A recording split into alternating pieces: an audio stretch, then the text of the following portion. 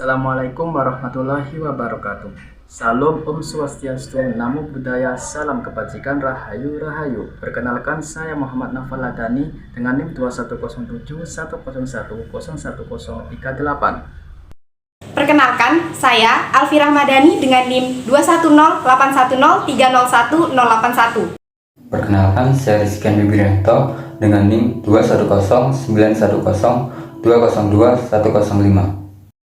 Perkenalkan, nama saya Rahmat Ramadhani Pangestu dengan NIM 210910202130. Perkenalkan, nama saya Yowandara Kristanta, NIM 21011010158. COVID-19 yang pertama kali dilaporkan masuk ke Indonesia pada Maret 2020 membawa perubahan pada berbagai aspek. Salah satunya adalah aspek perekonomian.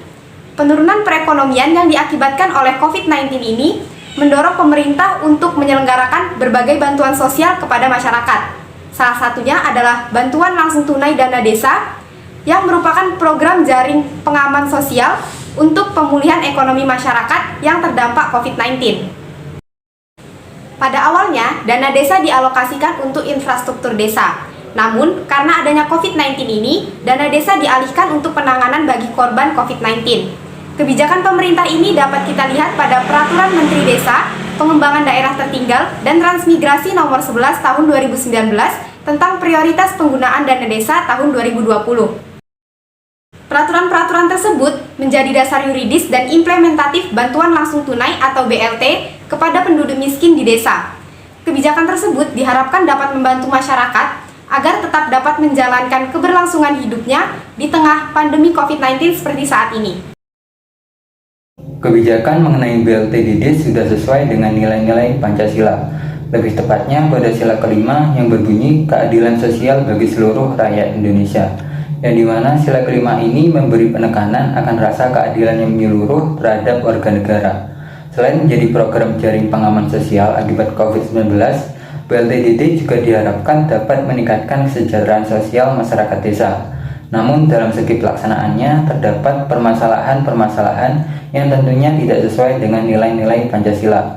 Seperti permasalahan pertama, kecemburuan sosial terhadap penerima BLTDD. Hal ini tidak sesuai dengan sila Pancasila yang kedua yang berbunyi kemanusiaan yang adil dan beradab.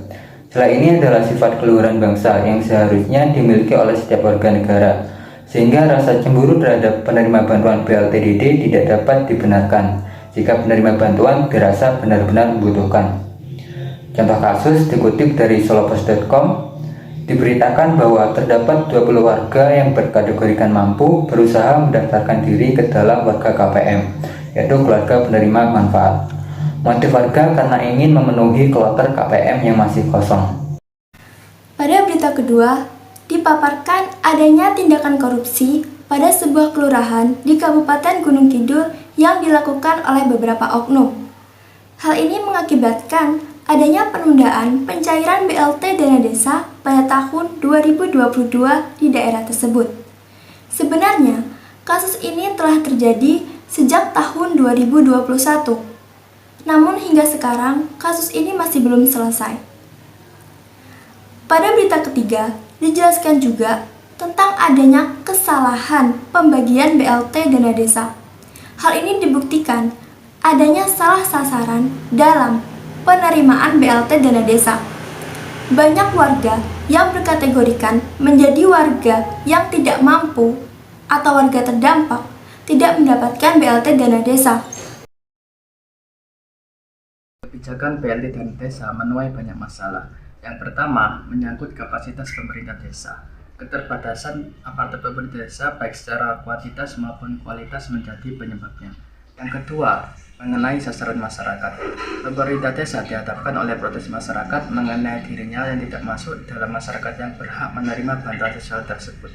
Yang ketiga, terkait mekanisme proses pelaksanaan. Berbelit-belitnya prosedur pencairan dana desa menjadi penyebab utamanya.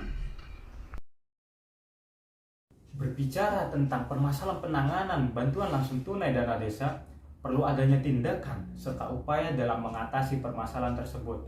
Yang pertama adalah pembentukan tim satgas khusus yang berhak mengawal, mengawasi, serta menjaga dana tersebut agar benar-benar tetap transparan dan tentunya tepat sasaran.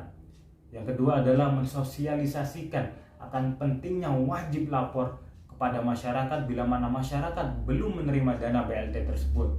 Kepada siapa mereka akan melapor, apa yang berhak mereka laporkan. Maka sosialisasi ini sangat dianjurkan dan diperlukan bila ingin dana BLT yang tepat sasaran kepada orang yang membutuhkan. Yang ketiga dan yang terakhir yaitu memberikan efek jera terhadap pelaku atau oknum yang mencoba bermain-main di dalam kebijakan BLT ini agar citra buruk mengenai BLT ini tidak akan terulang kembali di masa yang akan datang. Mungkin itu saja yang kita bisa realisasikan dan kita canangkan ke depannya.